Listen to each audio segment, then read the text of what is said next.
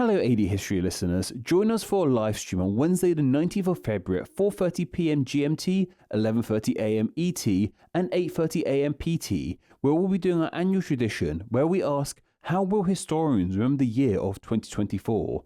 This will be live streamed exclusively on YouTube at youtube.com/AD History Podcast before going out on the regular podcast feed.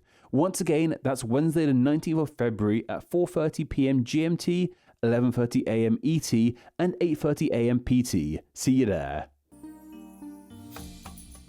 Have you ever wondered where the first formal military defense of Christianity took place and why? And AD History took a little trip to see living history. And do we have some stories for you?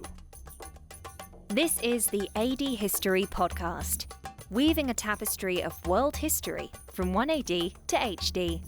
Powered by TGNR. Get your good news that's real news at TGNR by visiting tgnreview.com. Now here are your hosts, Paul K. DiCostanzo and Patrick Foote. And brought to you by London and St. Louis, Missouri. This is the AD History Podcast. Yes, this is a solo intro out of necessity for some various editing purposes. But today we're going to be doing two very fascinating things. First off is one of the first major defenses of Christianity that take place in Armenia. Always seems to be the geopolitical pawn between Rome and its various Sassanid rulers, and before that, the Parthians. And we also have a very interesting segment about a wonderful field trip both Patrick and myself went on that we think you will all find very fascinating. There's nothing like taking AD history on the road. So with that all out of the way, and everything else out of the way, it is time for our necessary, obligatory, now legendary AD History Podcast Ground Rules.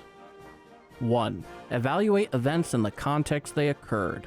2. Over the span of recorded history, the way it was recorded, its methodology, and the facts that are and were important have changed immensely.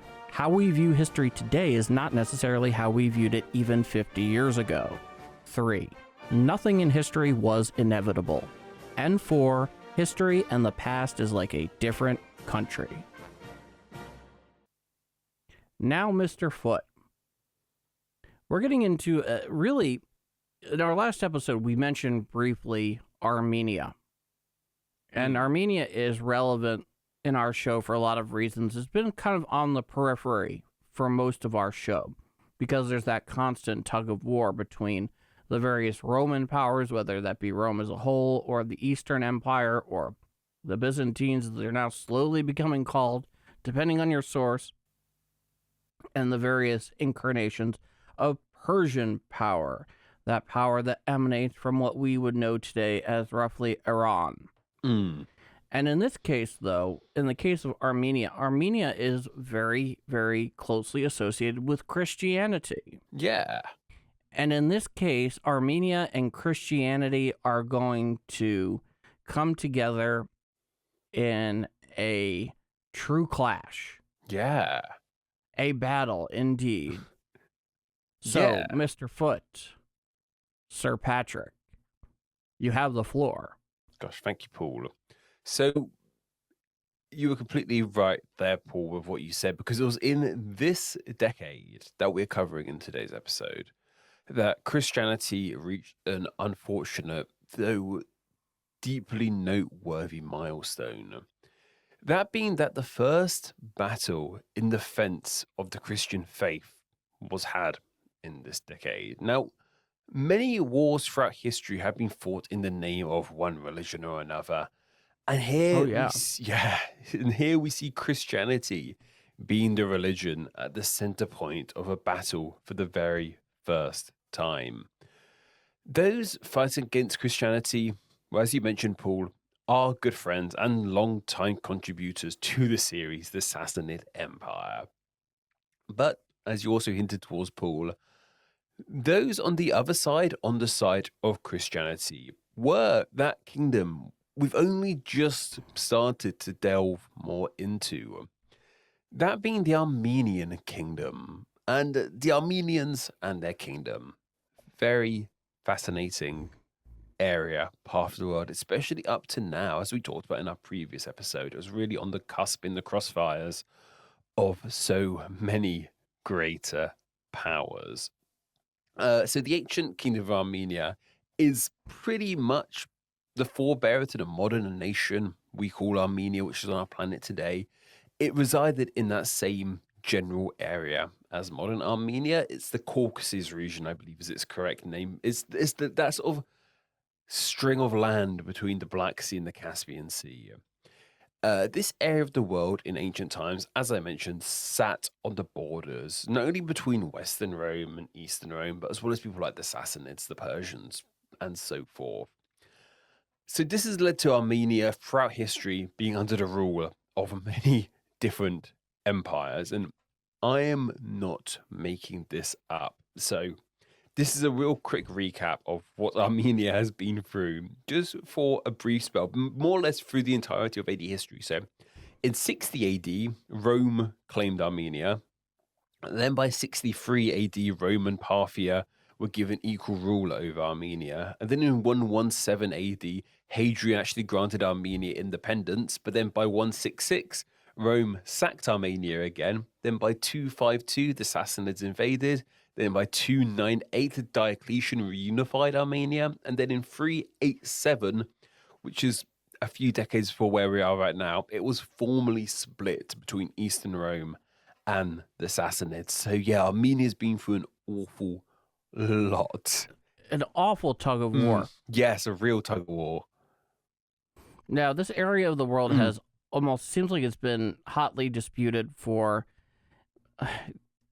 as I like to say, since time immemorial. Like even up to today, like not obviously today, but in more relative recent history, in 20th century history and 21st century. I mean, look what's happening between Azerbaijan and Armenia right now. Of course, there is still stuff going on there. Like it's such a hotly disputed area of land. And it's interesting because it's, despite being full of such fascinating and interesting history, I don't know if your average person could even point to somewhere like Armenia on the map or know like much about that sort of the Caucasus region. It's a fascinating sort of under the radar place.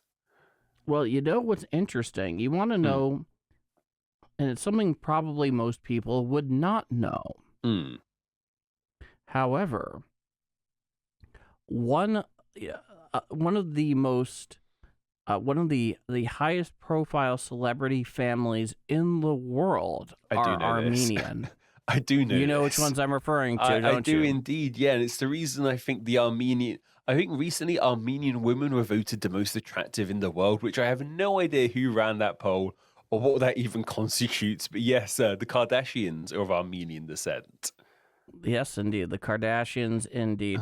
I always find that interesting in terms of the most places with the most attractive people in the world. And in my experience, every country can win that. It's such a weird poll. Yeah, it makes a good headline, doesn't it? But with the Kardashians, it does. It's very clickable. I don't know, with the Kardashians, like, do you know how far back their Armenian descent goes? I'm guessing Kim and co weren't born, or that they don't speak Armenian. I might be completely wrong in that, though. I believe they were born in the United States. As I recall, though, there is, even before they became popular, and also remember, their initial claim to fame was actually through their father. He was a member of O.J. Simpson's Dream Team defense attorneys during the murder trial. And of course, he had since passed away.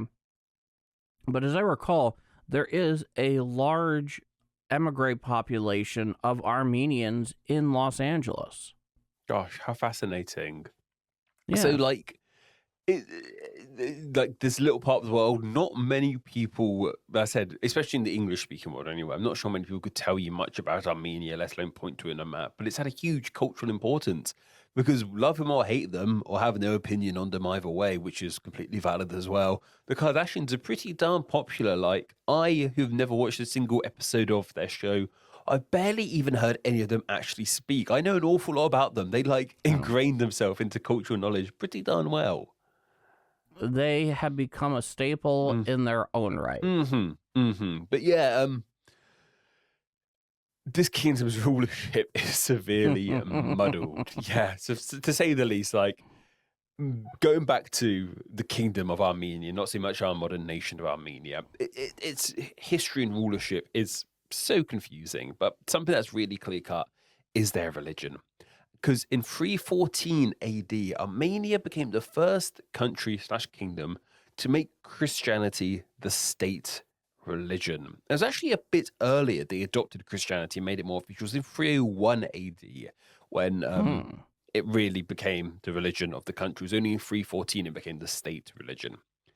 And to this day, Armenia has the claim to be the oldest Christian nation on the planet, and it's still very religious about that fact. So it makes sense why they're the first to battle in Christianity's defense. They're the first Christian nation, so it makes sense that they're going to be the first ones. Yeah, it makes sense they're going to be the first ones to take up arms in the name of Jesus Christ and co. But they will not be the last. No, totally not. So you might be wondering, Paul, like, how on earth did Christianity even come to Armenia? And why was it them, out of anywhere in the world, why was it them who adopted it first? That's a very good question. And it comes from a story that involves one Gregory the Illuminator. So this is going back to 301 AD or so. Talk about honorific historic titles. The Illuminator, my goodness. So that's what I want to do a video about historic titles. And like you get your greats and your, I can't even think of any other ones, but you get all your textbook ones, your greats and whatnot. But the Illuminator is fascinating. I have to keep that one somewhere in my mind if I ever want to make that video. But Gregory the Illuminator, so he came from a noble background, and his father actually assassinated a previous king of Armenia, being Kozlov II. So Gregory, before being the Illuminator, he fled Armenia while his dad was assassinated, while his dad was executed even. Gregory went to a place called Cappadocia, which is in modern-day central Turkey. And it was here he was taken on by a Christian bishop and discovered the religion. And when he grew up as a devout Christian, he actually returned to Armenia, hoping to receive forgiveness for his father's actions and to convert the king, who at this point was Tiridates III, and he was the son of the executed king, to the religion. But suffice to say, Tiridates III was having none of it and imprisoned Gregory, demanding he renounce Christianity. But Gregory kept his faith, and finally, after 13 years in prison, Tiridates was convinced by the power of Christianity and converted himself and his nation to the religion. So the reason it was Armenia was simply because Gregory was the first person to successfully influence someone of a high enough power to make such a radical change. And what's interesting, Paul, is we're researching and studying a huge age of autocracies right now. Most major powers in Europe at the moment are autocracies. And it means that if you want to make a huge change to a nation, you don't need to convince the masses. You just need to convince that one correct person, and that can make a change happen. Like, that's all it takes. And if you convince an autocrat to do something, that can affect an entire nation. You don't need to get 10, 100, 1,000, 1 million. You don't need to get millions of people behind your cause to make a change like this. It just takes that one person. In the short term, In absolutely. the short term, I guess. Eventually, the populace will have to sign on, if for some reason they're recalcitrant. And thankfully they did in Armenia. For the most part, you're absolutely correct. And they did sign on in Armenia, which is really handy. Yeah. But not everything was grand, as mentioned. We're talking about a battle that took place in the name of Christianity. So let's skip to the decade we're talking about today, 451 AD. So by this time, the Kingdom of Armenia was still split between Eastern Rome and the Sassanids. And the majority of Armenia proper, however, did fall under Sassanid rule. So while it was cared for by Eastern Rome, Byzantines, and the Sassanids, it was primarily Sassanid. And Eastern Rome, Byzantines, was a Christian empire. They had no qualms with Armenia being Christian too. They're like, do your thing, that's fine. But the Sassanids, they weren't Christian, and this created friction. Now, I'm curious about this. At this point in time, what religion were the Sassanids mostly following?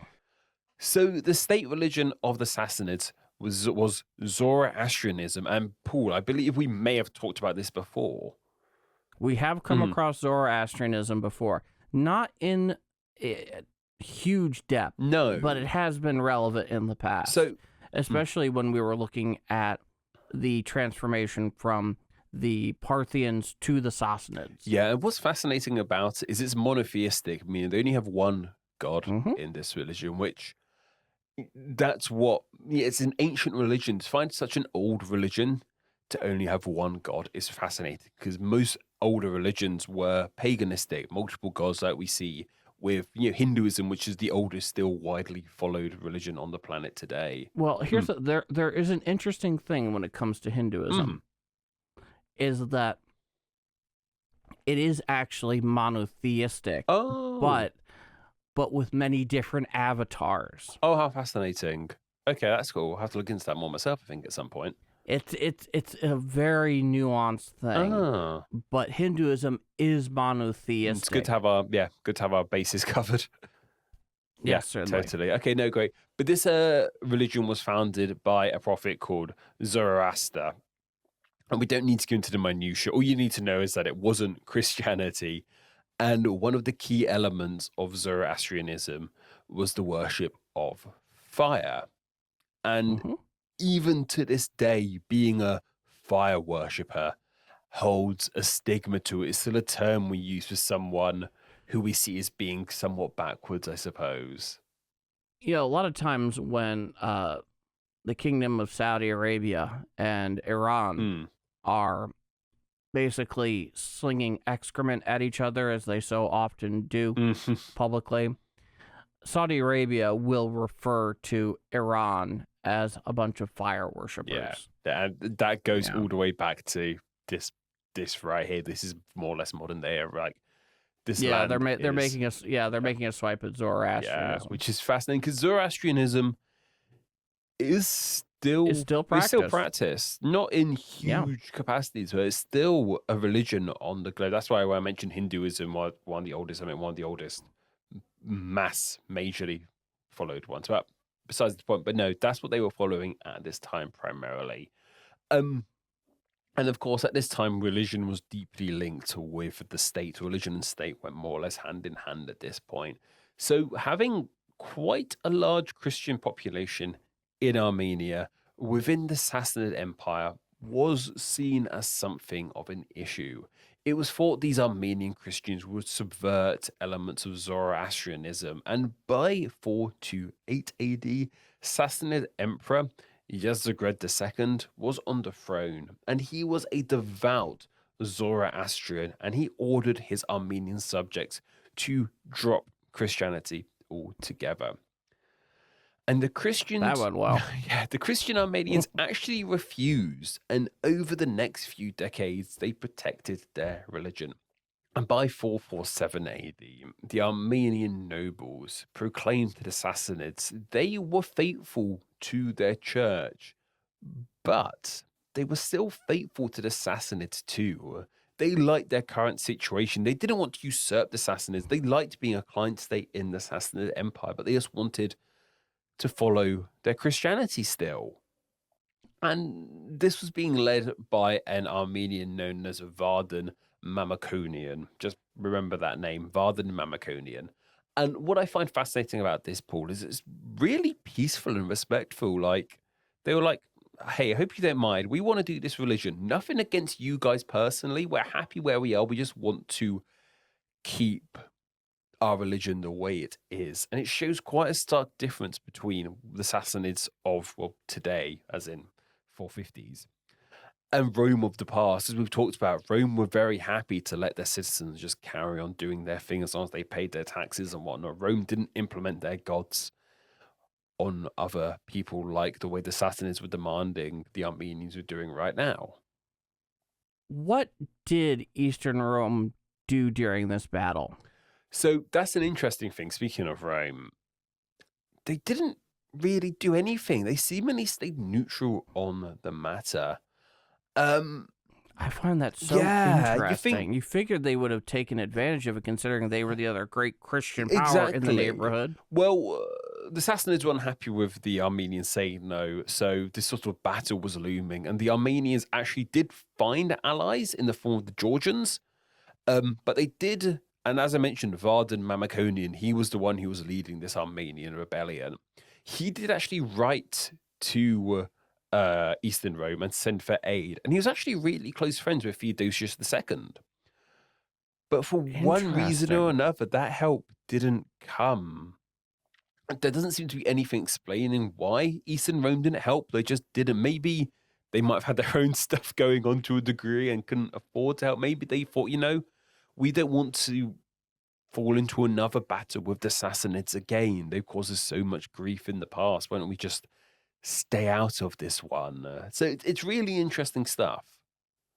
They had difficult neighbors at the time. Yeah, to say the least. did. Between them and the Huns and the Vandals, this was not easy seas to navigate. No, for Constantinople. But this all led to the battle itself, the battle that happened in this year in 451 AD. That being the Battle of Avarayr, which is the name of this battle. I don't think I've even mentioned its name yet, but this battle took place on the Avarayr plain, hence the name. And this is described as being on the banks of the Zangmar River, which in modern terms is in northern modern-day Iran. And the Armenian side was led by that aforementioned Vardan Mamikonian, and they had a number totaling around 66,000. Sounds good, right?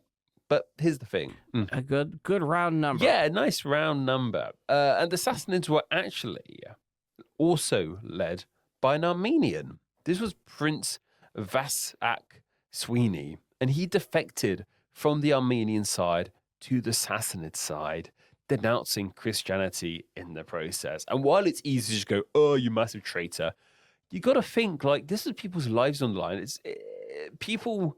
While some people might swap sides, more often than not, it might not be because they don't want to, just because they feel too scared to not do it.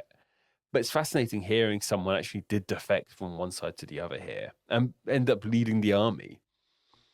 Yes, I should say so. Yeah, and their number, while the Armenian 66,000 sounded very good, the Sassanids had 200 to 300,000 Sassanids on their side, as well as 60,000 or so other Armenians who were on their side who defected, as well as elephants. So, war elephants. Yep. So suffice to say, the Armenians were outnumbered, and the Armenians, they weren't even a trained force. This wasn't the Armenian National Army. This was just a rebel uprising who wanted to defend their Christianity. All I can say is that Hannibal would be proud. Exactly, Hannibal would be proud. And as battle commenced, initially the Armenians got a slight upper hand, I read, but they were then quashed entirely. And it was a supremely easy victory for the Sassanids. And Vardan Mamikonian, the head of the Armenian side, and various other high-ups in the Armenian army, the Christian Armenian army, all died in battle. And what's fascinating here is this is a case, and we know Armenia is still very Christian, but they lost this battle. Oh, yes. They lost this battle that was all about defending the Christian faith. So despite this loss, the Armenian Christians never really lost their faith. They stuck to the Christianity even after this battle, which was all about quashing it. They were like, no, we're still, those of us who are alive, we're still going to follow it. It was very much, the term martyr, I guess, comes to mind in many ways, that this whole battle was a martyring of the Christian faith. These people died defending the faith, and it made those who were still alive and still Christian in Armenia even stronger in their support. And that Sassanid Emperor, Yazdegerd II, he actually respected this from them. And in the following years from this decade, the Sassanids were more lenient with the Armenians, and they did actually allow them to continue practicing their Christianity. And then finally, in 484 AD, they were actually given religious freedom so they could still practice their Christianity. In most cases, not all, because there are obviously some cases when there are very specific agendas at play. But on the whole, tolerance is good politics. Totally, yeah. Like, it makes sense. Like, it makes you not seem like a terrible person if you're tolerant, basically. It makes you seem like kind of a decent human, and that's what we all want, right? I say tolerance is good politics, but acceptance is a good life to live. Yeah, that too. But no, that's what happened here. They were actually tolerant, and they accepted the Armenians and their Christianity in 484, and they were given religious freedom. So while the Armenians might have lost the Battle of Avarayr, it could be argued they won overall. Won the war. Yeah, they won the war, whatever that war might be. And the aforementioned Armenian leader of Mamikonian has actually since gone on to become a saint in Christianity. Which, sainthood is the ultimate legacy. But what's the legacy in Armenia? So this is sort of seen, this battle, the Battle of Avarayr, it's seen as like a real instrumental part in the Armenian psyche, very much part of the national identity. Interesting, even today. Even to this day. And that's fascinating. We all have that. Like, I guess your country isn't as old. To be fair, even things here in the UK, there's sort of parts of the national identity. I think most countries have historical events that help shape the national identity. Absolutely. Maybe none of them go as far back, like especially in your country. Probably not in my country as well. Maybe Boadicea. But Armenia is such an old part of the world. I mean, you figure it's just not that far north of the cradle of civilization. Exactly, yeah. So it's a very old place. So it makes sense why something this far back would be able to help the national identity to this long. And Mamikonian's feast day seems like this hugely important national day in the land. And it's a fantastic story. I mean, it's a sad story. They lost this war. And it's somewhat reflective of how Christianity arrived in Armenia in the first place, where they were brought up against people refusing to follow the religion, but they kept the faith. And eventually, whether it be after 13 years in prison, or like Gregory the Illuminator, or whether it be after a bloody battle and a big defeat, they kept the faith.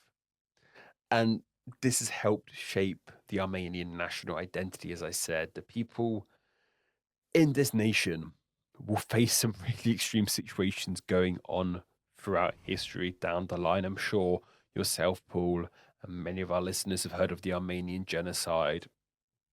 It happened many centuries after this point in time, but to say the least, like that. When a lot of people hear the word Armenia, it's still an open wound. It is. That's something a lot of people are going to think when they hear of this nation. This is a country and a people who have got a lot to go through, but it shows that keep the faith, I guess, and that helps shape the national identity in Armenia. It's not a country I've been to. It's not on my list, I'm afraid, but it's been fascinating looking into it a bit more from this sort of understanding the national psyche perspective. From what I understand, though, and this may sound like a vanilla observation, but, these countries, especially in the Caucasus, I always find them very interesting. And something I will say about all of them, and certainly Armenia in particular, just from an aesthetic point of view, in terms of its geography, it is a truly stunning country. Yeah. Geographically. That's true of the Caucasus in general. But it is an absolutely stunning part of the world aesthetically in terms of the topography, in terms of the architecture. I see images from it, or I watch videos from there, and it is so abundantly clear that it is such an old part of human civilization. It's really a feast for the eyes. I'm looking at photos of Armenia now, and it is undoubtedly a supremely breathtaking looking country. And it is amazing that it does fly so distinctly under the radar. Like, you don't really hear about, like, for tourists, like, or people who like to travel and explore the world, you don't really hear about people going to Armenia for those sorts of reasons. Even from a historical perspective, you don't really hear many people talking about, like, in popular history, the history of Armenia. No, certainly not in our countries. No, definitely not in our country. I'm sure in other European countries or places in Asia around the world, in that sort of general transcontinental region of the world, I'm sure more people are talking about it. But it's absolutely fascinating. And Armenia sits there right on, I guess it depends on what you consider to be the point of demarcation, but I usually consider Armenia the last furthest east, furthest south European nation. Well, it doesn't even consider that. I'm talking just for myself. So that's where it sits in my mind. So in my mind, Armenia is part of the Eurovision Song Contest. So hell yeah, it's European. Even Australia's European in that instance, though. I don't know if you know much about Eurovision, Paul. Is that a thing that's broken into America? No, not in any sort of popular sense. Do you know it yourself? No, but I'm familiar with it. Yeah, you're familiar. So yeah, Eurovision's this big singing contest. It's where ABBA came from, for crying out loud. But Armenia have participated in the Eurovision. They've been part of it since 2006, from what I'm seeing here. So yeah, I think Armenia is European. I don't think it's part of the EU, but I think many do consider it a European No, I don't believe nation. It's part of the EU. No. Or it really is in that sort of, like I said, even to this day, it's still in that sort of crossfires between Europe and Asia in the same way it was in the crossfires between Eastern and Western Rome and the Sassanids way back then. It really is in that sort of middle ground part of the world. Yeah, it's geographically Eurasian. Yes, yeah. But that's about everything I've got to say about this Battle of Avarayr. It's been great looking into Armenia, and you know me, Paul. You know I'm really enjoying tracking the history of Christianity. And this is a huge milestone for Christianity. It's not a great one, having a war fought in a battle, not so much a war, but a battle fought in its defense. But it's a very noteworthy one. Oh, certainly, and it's not going to be the last. No, totally not. That's going. The war banners with the Christian cross in one variation or another is going to be popping up a great deal going forward. And they're going to be an awful lot more successful than this one. It's kind of shocking to hear Christianity lose a battle when we know what happens there are down the times line. when it's very successful, other times less so. But one thing is for sure is that it's coming, and it's coming in greater numbers. But with that in mind, us here, you there, be back right after a word from AD. This is the AD History Podcast. Keep up with the show and join the discussion by following AD History on Twitter with the handle @ADHistoryPC and the hashtag ADHistory. Check us out over on Facebook, Instagram and YouTube by searching AD History Podcast, as well as, of course, tgnreview.com/ADHistoryPodcast. Also, check out the AD History Podcast on Patreon. See how you can help support the show and the rewards that await you by exploring the AD History Podcast on Patreon. See the link in the description. Now, back to Paul and Patrick.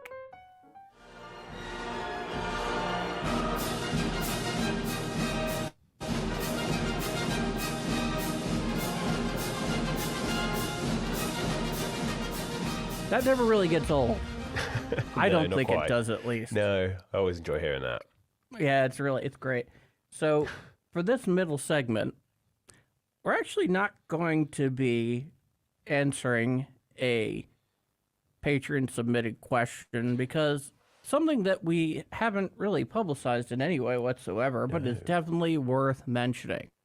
Yeah. Given the remarkable amount of distance between you and I on the globe.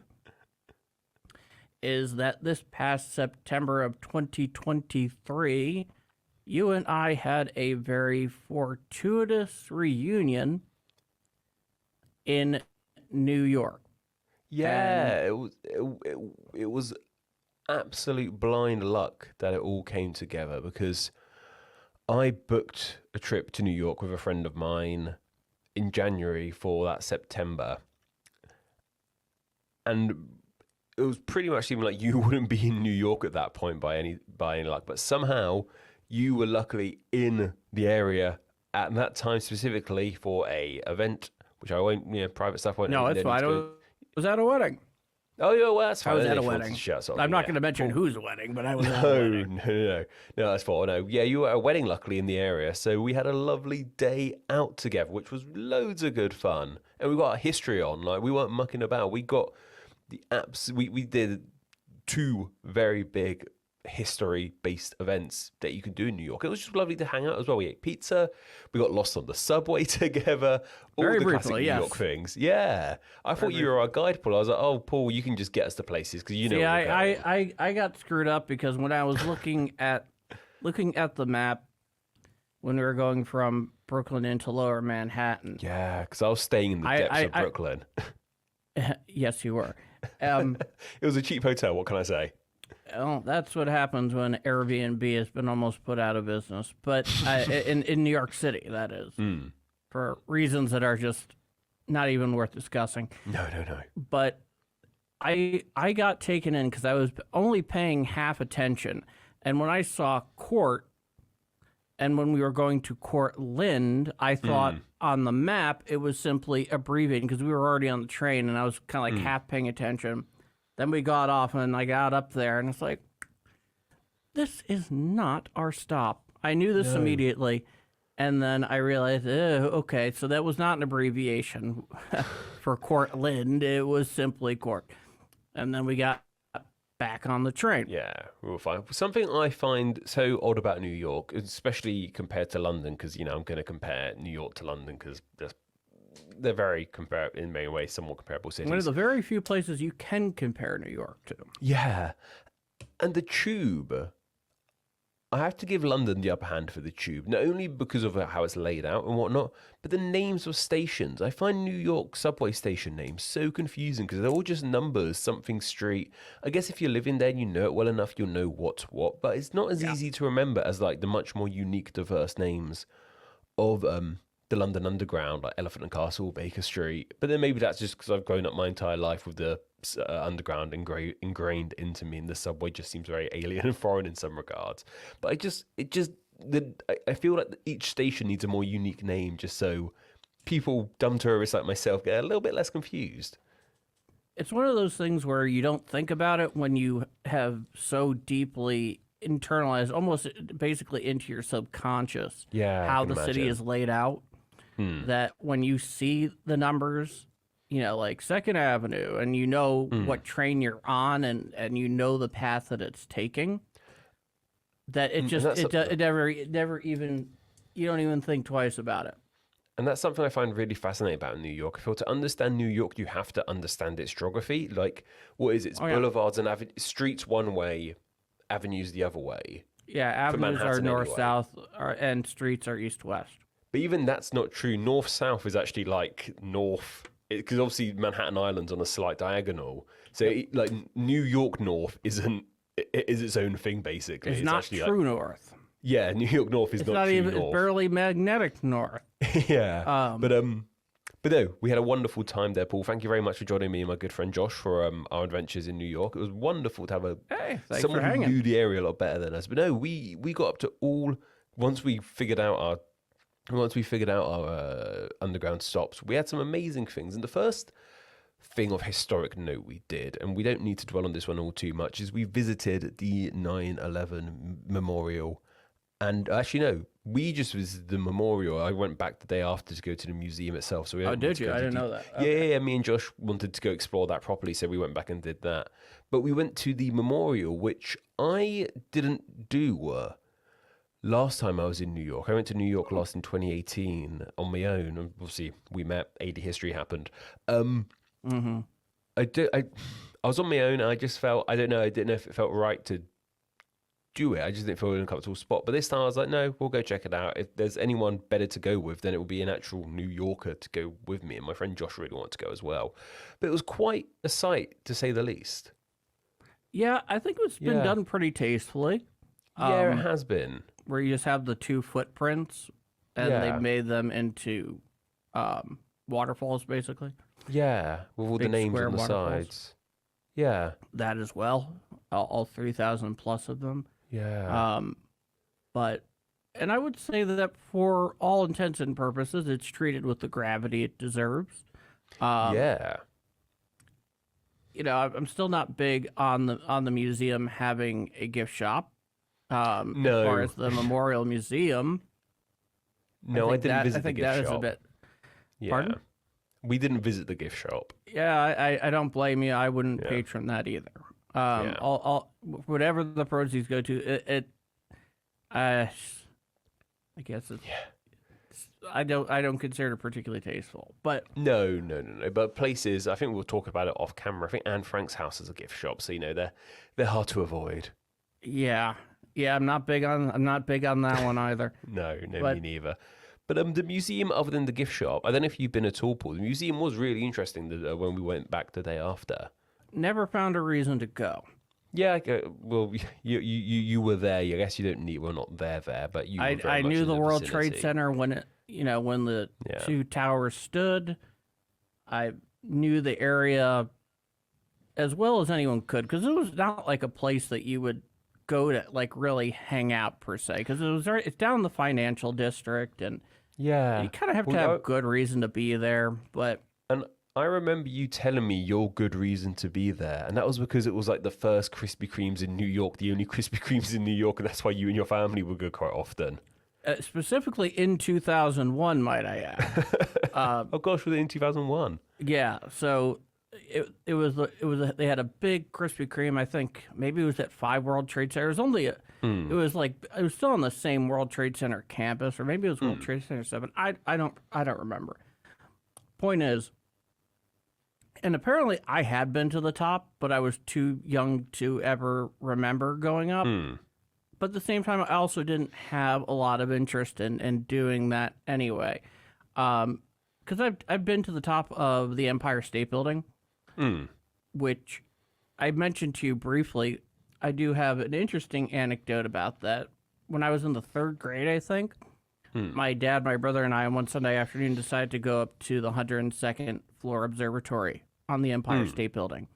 And anybody who's been up to 102 will notice that, you're on top of a spire, and the thing tends to sway a little bit. Yeah, for really good engineering reasons. Are you experiencing that?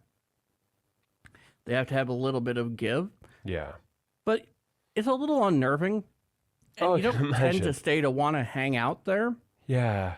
That's for sure.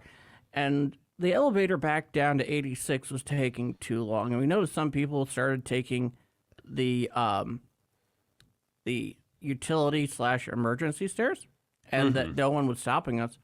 And so we started walking down. We got to 86. We're like, let's just keep walking. And we literally got from the 102nd floor all the way down to the 1st. And by the time we were out, even though security saw us walk out, they didn't do anything about it, because they're like, well, it's over now. And just to harass this guy and his two primary school age kids. Sounds like a lot of paperwork later. Yeah. And so we walked out, left the building. So I've walked down all 102 of those. Yeah, that's a hell of a claim. I don't think ordinary people can do that. I'll be shocked if that was allowed anymore. Like, they must be so heavily security. I don't think it was allowed at the time. No, but it'd be much more sort of surveyed. I think there's definitely that possibility. But something you have to remember now is that since we're over 20 years out on 9/11, each and every day we get closer to September 10th. Meaning that as 9/11 fades from popular memory, we've obviously begun gradually letting our guard down. and reverting to life in a way. It'll never be exactly the same. Anybody who's gone through TSA knows this. But I thought the memorial is done well. It's done tastefully. It's definitely worth seeing if you haven't seen it before or you're visiting New York for the first time. Or in your case, the second. Yeah, and like you were saying, we're so far removed from 9/11 now, September the 1st. You know, people who are 20 years old. September 11th. September 11th. People who are now 20 years old weren't alive when it happened, and to them it is just a historical event, granted one that happened just before they were born. Yeah, But, absolutely. But you were saying, I really find that whole we're getting closer to September 10th analogy, because that is probably never, that's what happens throughout history. We saw that with the Spanish flu. That was awful. Then it didn't happen again for another 100 years and everyone let their guard down. It took 100 years to let that guard down happen. And that's the thing with pandemics as well. They're so far and few between. They are about every 100 years or so, big global ones like that, that by the time the next one rolls around, people would have forgotten about the impact of something like COVID. And I just thought that was a great analogy. Yeah, it's always very different when you have very real conscious memory where it actually affects your life, which in the case of myself, it most certainly did. Yeah, of course it did. So that's interesting in and of itself. However, in terms of the historical that day, we got into something that is truly a historical event, albeit one that obviously is my thing more than anything, which of course is the Second World War, and that is of course by visiting the USS Intrepid Air and Space Museum. Yeah, I didn't even know it was a thing until you mentioned it. And it just ticked all our boxes, because me and you obviously both into history. My friend Joshua I went there with, not only he is into history, he loves aerospace engineering. He is an engineer of sorts of him unto himself. He was in his element seeing the planes and the submarines and even the shuttle. It was just, it ticked all our boxes and didn't even know it existed. The Intrepid is fantastic for a lot of reasons. Because, one, first question. Have you ever been that close to an aircraft carrier before? Have I ever been that close? Probably not. So, I think I've talked about before, I've been to Portsmouth Historic Dockyards, and there's some big ships there. And likewise in Plymouth and in Portsmouth, there's lots of big Navy boats. Aircraft carriers, not sure. That close, not sure. So no, probably not. I've probably never been that close to one, let alone step foot on one. Well, maybe not knowingly so, because I don't know where the home port of the UK's newest carrier, Elizabeth II, calls its home port. Oh, I don't know. I have to look into that. Yeah. So it could be Portsmouth, it could be Plymouth. I know both of those are major points. Yeah. In southern England for the Royal Navy. But in terms of actually being on one, have you ever been on a carrier before? No, definitely not. No, I've been on a smaller, still a pretty big one. I can't remember. I think it was I can't remember what it was called. But we've got a friend in the Navy, and she let us have a guide around her boat, and it was a big old thing, but it wasn't aircraft carrier size. So modern carriers are behemoths. Yeah. Especially you have, in terms of what is on active duty. We have what we've been using for basically the last 40 years, which is the Nimitz class, which is now being slowly replaced by the Ford class for carriers. And these things are literally floating cities. The logistics that keep them up and going, in addition to the entire strike group task force that they lead, is incredible, because something that's very similar between the United States and Great Britain in terms of their military is that because we're both, in a sense, island nations, in a sense, and we have to go to the rest of the world, we have to be able to project power. Yes. It's not a matter of having shared borders, per se, because, the United States is not worried about having a state-to-state military conflict with either Canada or Mexico. No. And that's been one of the more interesting parts of geography. That, and you are in Britain on an island, quite literally. Yes. And so aircraft carriers, even though other nations, of course, have them that are continental powers, Yeah. whether it be France or China or various other types of carriers. In the case of like Japan, which now has what they call like helicopter ones. They look very similar, but they're not nearly as large. No. So the browner ones are basically floating cities. And you're talking about ships crewed in over 3,000 to make these things operate. And we were on a World War II era Essex-class carrier. Yeah. And that thing is still freaking enormous. Oh, it was humongous. I'm amazed because we got there quite late in the day and we were just about managed to get through everything before they chucked us out because they were closing. But no, it was a sight to behold. It's a humongous thing.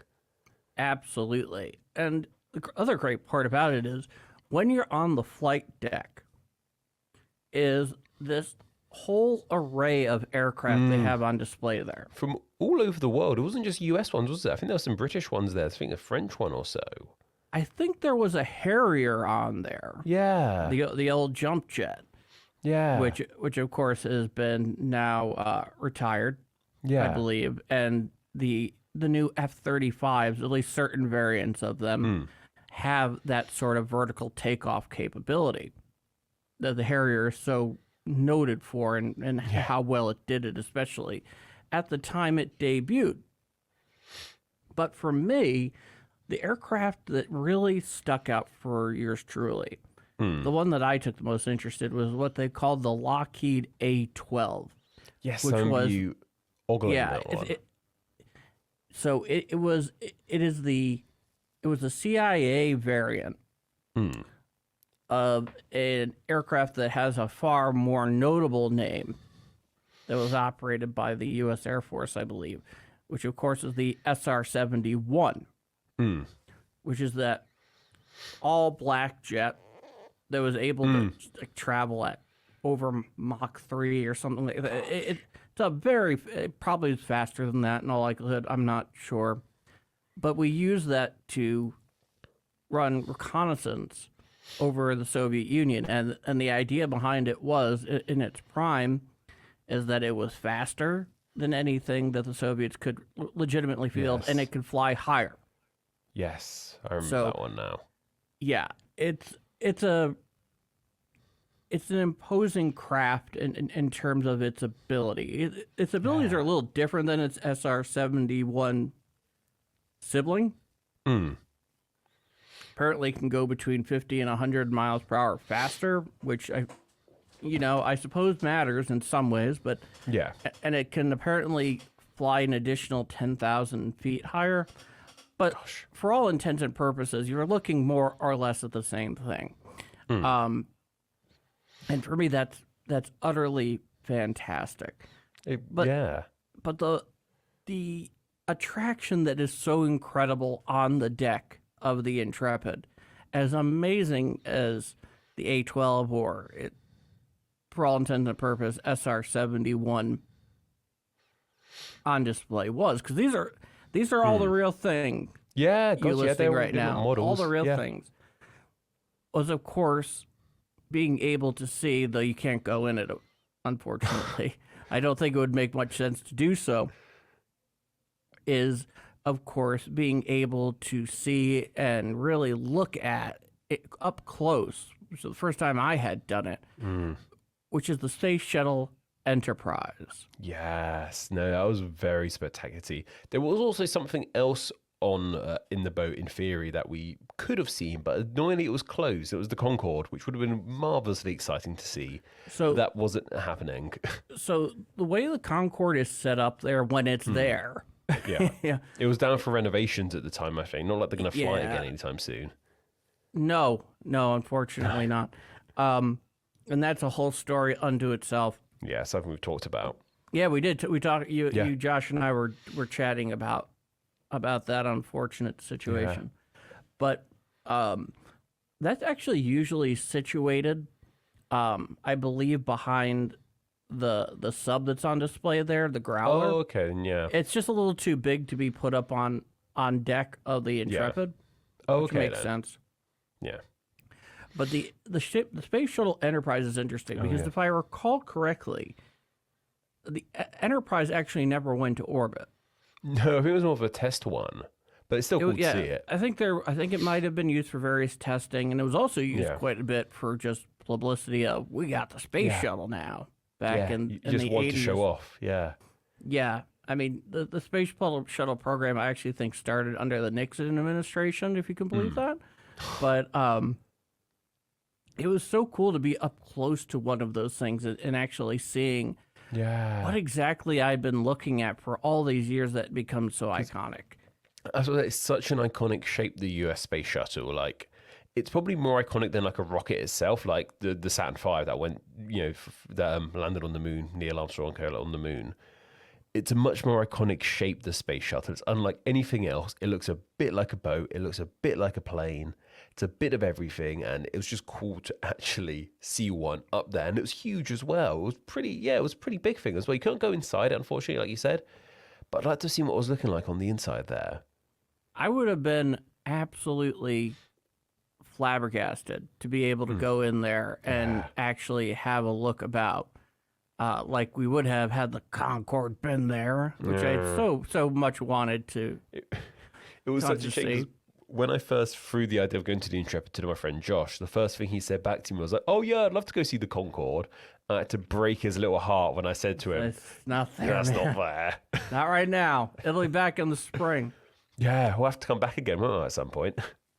There is absolutely something deeply ironic that the Concorde program, which was a partnership between Great Britain, the UK, I should say, and France. France, yeah. That he has to travel to New York to see one. Yeah, right. Paul, we do not need to get into the whole debate about what country's artifacts should be kept in. That's a whole debate for another time. Elgin marbles. But like I can't really. No, that being one relevant example. A most recent one to be sure. I know it's been that came up a little bit recently in your country. The king was being a little too overt in his dress in terms of his preference for what happens to them. Funnily enough, amazing what a tie can give away. Funnily enough, when I first came to New York, I went to the Met. And in the Met, they have Henry VIII's suit of armor, supposedly. It's this big old suit of armor. And I was like, what's that doing in New York? That should be in Britain, as British people actually speak when I'm not on camera. And then I was like, wait a minute. We have literally an Easter Island head in the British Museum. Yeah, that's... I shouldn't really be complaining about having that there, I suppose. But no, it's fascinating seeing where these things end up, and there's all kinds of debate around it. And I think in regards to Concorde, there must be one on display somewhere here in the UK and in France. Hope so. But if there's going to be one on display in the US, I can't think of a better place for it. In the most famous city in the States, in a aerospace museum, I think that would be a great spot for it. I'm just petty that it wasn't there when I was there. Believe me, you and me were both equally disappointed because when we had decided on it, because we came across this idea of the Intrepid very serendipitously, because we were talking, we are actually doing a middle segment about things that we think we'll see in the future, or rather we want to see it in the future. Yeah. And the whole concept of supersonic travel came up, and then it put a lightning bolt, well, not like a lightning bulb, I should say, in my mind, say, hey, here's something I think the three of us might enjoy doing next week. Yeah. And of course, it all just fell together perfectly. Yes, but between the Concorde and the shuttle, they do have one very interesting thing in common, is that they both employ the delta shape. Yes, they are very similar shapes, aren't they, in regards to like the wings and whatnot? Yeah. Yes.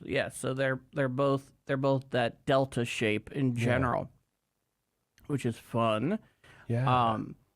But no, just the size of the space shuttle. It's both larger than you imagine, and it's also smaller than you imagine in so many Yeah. ways. It's kind of somewhere neatly in the middle. It's not like a little tin can, but it's not like the actual Enterprise from which it gets its name from. No, certainly No, not. it's not that size. And they had a little Star Trek section, didn't they? There, obviously, people who work in space and technology tend to be nerds, and they like to give things nerdy names, and that's why it ended up being called the Enterprise. It literally a direct ode to Star Trek, which I thought was They pretty knew cool. exactly what they were doing knew what they were when they doing. named that thing. Yeah, And as a Star Trek fan, I can appreciate that. yeah. So goodness, the size of the Enterprise and Star Trek, can't even begin to conceptualize how large that thing actually is supposed to be, depending on which one you're talking about for those Trek fans in the audience. But That's beyond my capabilities. But something else I really enjoyed was, before we get to the Growler as well, which was really fascinating. the We went boat. inside. Yeah, we went inside the Intrepid itself, and we got to see some of the inside, some like the kitchens, the toilets, the rec rooms. Well, that was on the Growler. All that stuff has largely been gutted from the Intrepid. Of course it was. Yes, no, but we did see some bits in the Intrepid because there were the veterans there as well who we got to talk to, which was really interesting. Yeah, that was on the superstructure. Yeah, that's the term. Yeah. Yeah, it's not below the flight deck. No. That is amazing, Yeah. to say the least, because it's so well preserved. And they have like the original whiteboard plans there, didn't they, for the Intrepid's one of the Intrepid's battles, and the veteran, you were talking to him about it.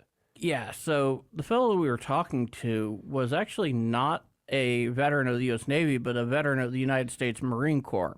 Oh, of course, yes. Now, depending on who you talk to, of course, the answer will change, but the fact of the matter is, interestingly enough, even though the Marine Corps is its own distinct it's not its own distinct department, it's its own distinct service. Yes. It actually operates within the Department of the Navy. And depending on the Marine you talk to and of the age in which they serve and how diplomatic they are choosing to be, they'll say, yeah, the men's department. That's just classic Marine humor of a certain age. But the point being, it's so well preserved because that carrier did actually have action in the Western Pacific during the Second World War. And for me, that's particularly interesting because in a lot of ways, it's not true for everybody. It's not true for like if you're like a specialist or whatever the case may be in that particular history. But the war in the Pacific, in a lot of ways, does tend to take a back seat to the American experience in World War II in Europe. Yeah. And that's for a lot of different reasons. But the experience fighting Imperial Japan, which even though Britain was a part of it, was not a huge part of it. That was basically an American show. I was going to say that was distinctly the American aspect of it was World War, and that was distinctly the American-Japanese experience of it. That was distinctly American aspect of it all. Yeah, where our dealing with allies were far less a consideration, unlike what we were doing in Europe, where more or less your country and my own, our militaries became almost fully integrated, and especially in terms of command structure, which is almost unprecedented in military history. Yeah. And it had its rough points and its bumps, but basically ended up working out very well in total, and brought our countries certainly a lot closer together than they had ever been, and certainly came a long way from when that military coalition began, once the United States had entered the war. But I couldn't help but standing on that the flight deck of the Intrepid, and the Intrepid, if I am correct, did suffer kamikaze and later what they called floating chrysanthemum attacks. So just the standard kamikaze is more or less one or a couple of aircraft going in taking a shot. Yeah. The floating chrysanthemum is when they started doing that in groups. Gosh. Yeah. Yeah. Not that's fun. Great. And No. I just imagining how terrifying that must have been to be on a God, flight yeah. deck there and experiencing that, because it was total war. Yeah. And I remember one of the veterans telling us he had like video footage of the slingshot they would use to help launch planes off the flight deck. we still use that. Yeah. And still, yeah. But a much more advanced version of it. Yeah. That looked a lot more gun-ho, shall we say. A lot Yeah. more put together. Yeah, now the ones we're using, especially on the Ford class, are very, very interesting machines. I've seen it broken down before. But so the Western Pacific, unfortunately, tends to get a little bit less attention than it deserves. And in this Yeah. case, and I could be wrong about this, but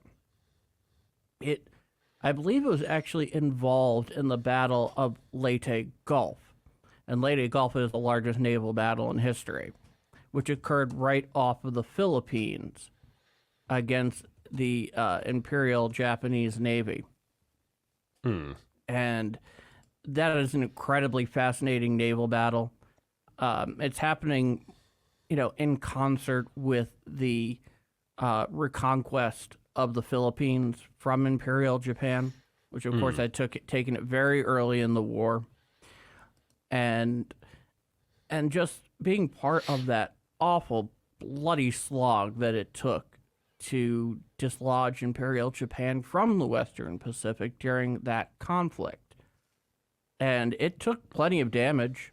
Yeah. It took casualties. That ship, and I'm going to try to be as careful as possible, because undoubtedly there are some veterans that are listening to this, certainly veterans of the Navy, just because of the nature of Yeah. our demographic. I'm going to try to be as careful as I can, referring to the Intrepid as a ship and the USS Growler, which is a early Cold War era submarine, as a boat, Yeah. because that's the proper nomenclature there. But Yes. just being on the deck of that thing, being able to go up to the bridge, be able to look around, and its service did not end with the Second World War. It was No. used well into the Vietnam era. Yeah, I'm looking at its Wikipedia page now for the Intrepid. Yeah, And yeah, it was used in the 70s, the 60s. It was at the Battle of Leyte Gulf. And Yeah. even you've mentioned the Philippines, like, I didn't even know, I couldn't have told you anything about what happened to the Philippines during World War II. nothing just shows- pleasant. No, it just shows how, like, World War II is so, the majority of focus on it is very much on the European theatre. There was stuff happening. Oh, yeah, it was called World War II for a reason. Remember when J.J. McCullough was on our show?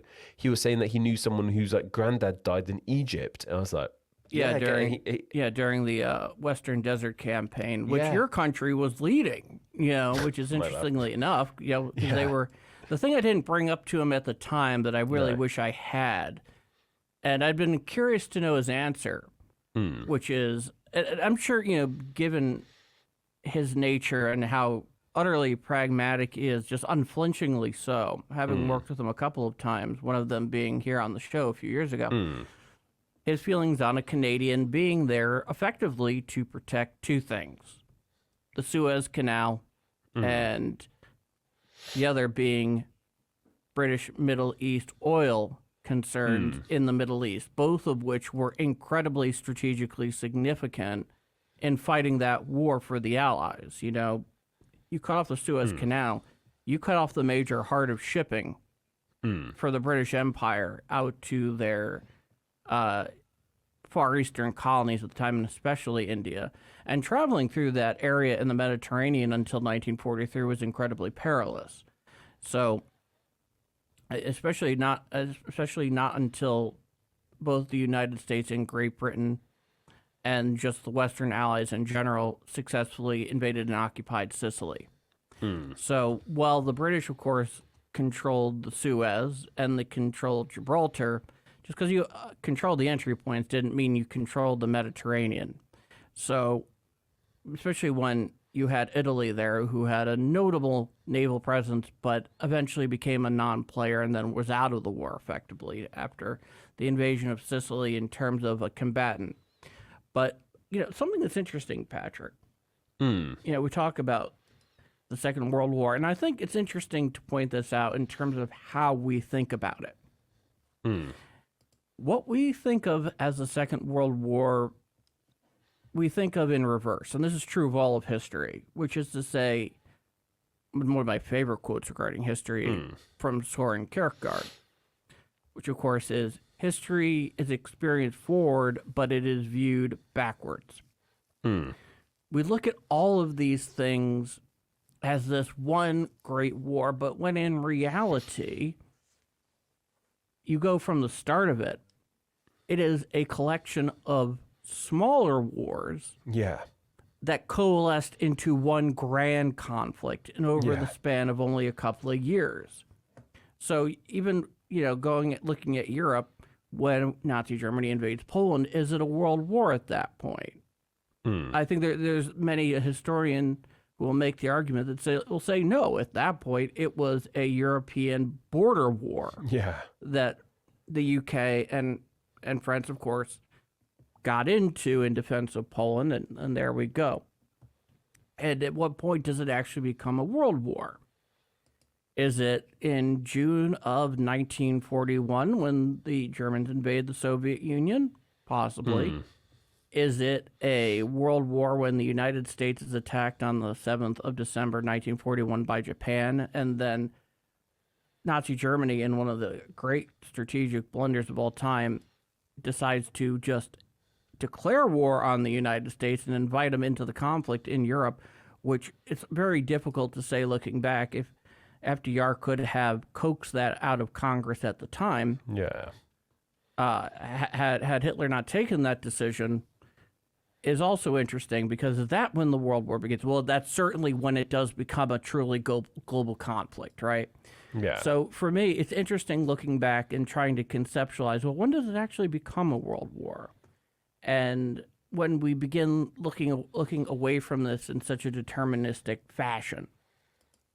And I think that's something to always consider. But getting back to our experience, the other thing, of course, that was incredible to experience, and I've done both of these things numerous times before, and I still love it, is, of course, the early Cold War submarine, the USS Growler. I was a bit nervous about going in, just because the whole submarine, narrow, underwater type thing wasn't quite for me, but it's absolutely fine. I'm quite a big dude, I'm sure people might not know that, I'm quite tall and quite broad and whatnot, but if I can fit through there, most people will be able to fit through it. Luckily, the submarine service is only done voluntarily. Yes. They can't force you to do it, insofar as I have most recently checked, which is nice. That's appreciated. I can't begin to deny that, but it's interesting because of how much they're able to fit in there. And that's one of two subs that I've ever been on. Yes. The other one is the USS Nautilus, which is located in Groton, Connecticut, which is attached to the Groton Naval Base, which is primarily, if not exclusively, a submarine facility for the U.S. Navy. So when you're in Groton, Connecticut, you are actually, at any given time, and we're usually, the way the formula works is they work in thirds. So you have a third deployed, third that's either going out or coming home, and then a third that's in port. So it works on the thirds methods in terms of deployment and transiting and extended stays, where you're doing things like refitting the ship and things of that, refitting the boat, I should say, which is interesting. So when you're in Groton, Connecticut, of all places, as idyllic, especially depending on the time of year you are there, you are surrounded by a cornucopia of long-range nuclear ballistic weapons. Whether that be air-launched or air-launched ballistic missiles, because the submarine force is true for both of our countries. In fact, I think it may be exclusively the case in yours, where for the United States, it's 1/3 of what we call the nuclear triad, where you have the three main forms of deploying nuclear weapons, which of course is in the air, through missile silos that are located either primarily in the continental United States or you're under the ocean. And deployments for submarines are the highest level of classification in terms of where they actually are at any given time. Oh, yeah. Because say in the UK, Was it? The idea behind it is that, okay, you want to attack us with nuclear weapons. Okay, that's absolutely horrific. But don't think you're going to get away with it, because we have numerous submarines that are floating underwater all over the world. You do not know where they are. And they have absolutely every ability to strike back in immediate fashion and just as devastating a capacity. And I believe for the UK's nuclear arsenal, I believe, is almost exclusively these days deployed via submarine. I believe so, yeah. I've got a friend who works on a submarine. He is literally a submariner. Not a nuclear one, definitely not. I don't know that the UK is fielding any nuclear submarines. I mean, not one housing nuclear weapons. Oh. Yeah. So I know, I know a nuclear submarine and a weapon, two different things. Nuclear armed submarine, I suppose. That's what I meant, yeah. I can't remember if this one's nuclear. I can't actually remember that bit. But sounds like a hell of a life, and we got to experience somewhat. I'm sure they've come a ways a bit since from the Growler. Oh my God, yes, absolutely. Yeah. I mean, just take a look at the Ohio-class submarine sometime. Yeah. And the Growler it can't, either in size or capability, even though the Growler did have the ability to fire. It was actually, I believe, a nuclear-armed submarine that could fire missiles up to 500 miles. And but, you look at an Ohio-class these days, I mean, it trumps it completely. Yeah. What I found interesting was they were saying that when it was decommissioned, the plan was actually to use it as a target for newer submarines. There's only eventually was, oh no, we should keep this and put it somewhere. And thank gosh they did. Thank God they did keep it somewhere. We actually use a lot of surplus naval ships from the Second World War during nuclear testing that we were doing in the Pacific during the early Cold War, including German ones that came into our possession. Got to do something with them. Yeah, so we have used decommissioned naval military craft for those purposes in particular. And there's a whole bunch of footage of it. If you ever looked it up online, you could find it in half a second.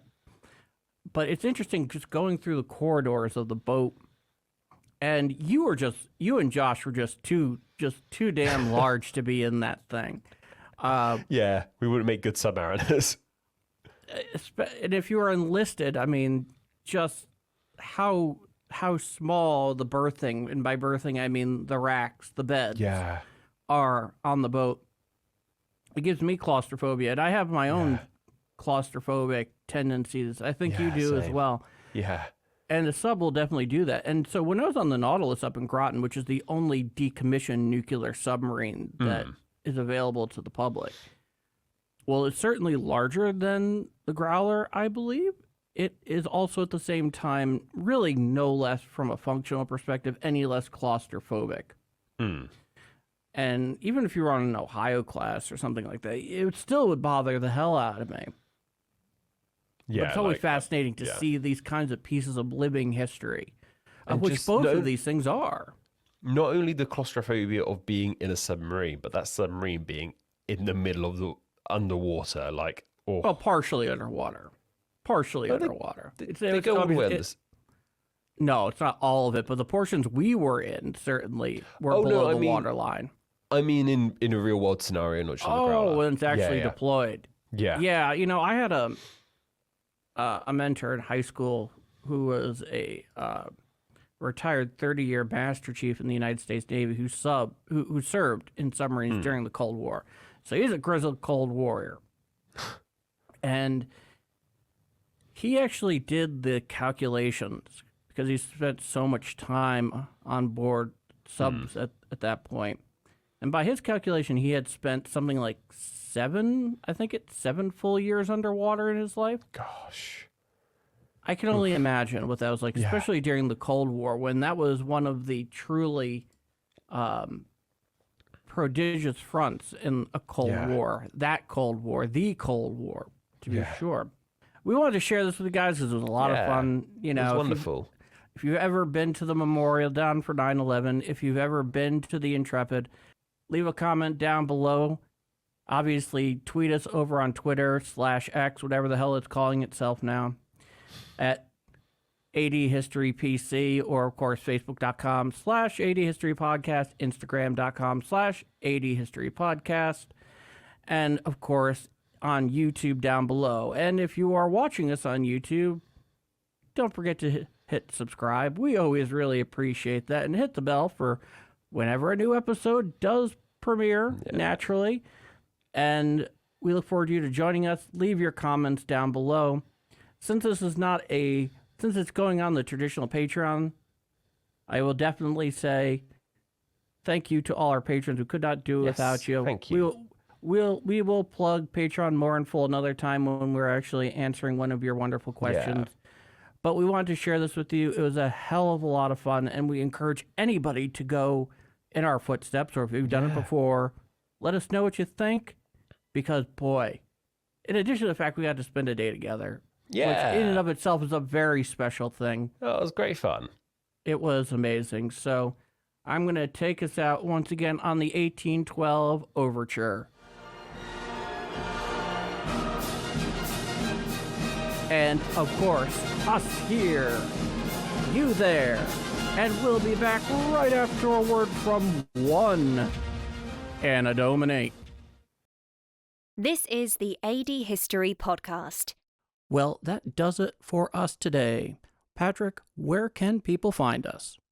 You can find me personally primarily on Instagram at NameExplainYT. But you can also find me on Twitter at NameExplainYT, and of course on YouTube search NameExplain. What about you, Paul?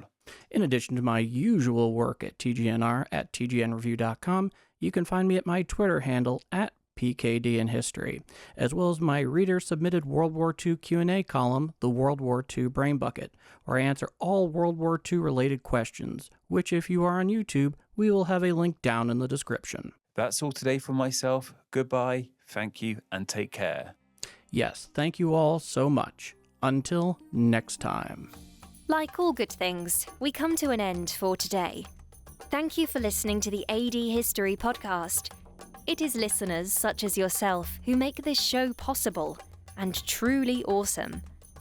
Be sure to follow and subscribe for upcoming AD History podcast episodes, available wherever podcasts are found. Also, follow AD History on social media. Follow the show on Twitter at the handle at ADHistoryPC, as well as on Facebook by visiting facebook.com/ADHistoryPodcast and Instagram as AD History Podcast. In addition to liking and subscribing on YouTube by searching AD History Podcast. Do you have a direct comment or question for Paul and Patrick? Drop them an email at adhistorypodcast@tgnreview.com. Also, be sure to visit the show's homepage at tgnreview.com/ADHistoryPodcast. For Paul and Patrick, thank you for listening to the AD History. We'll see you again next time in the ever-growing tapestry of world history.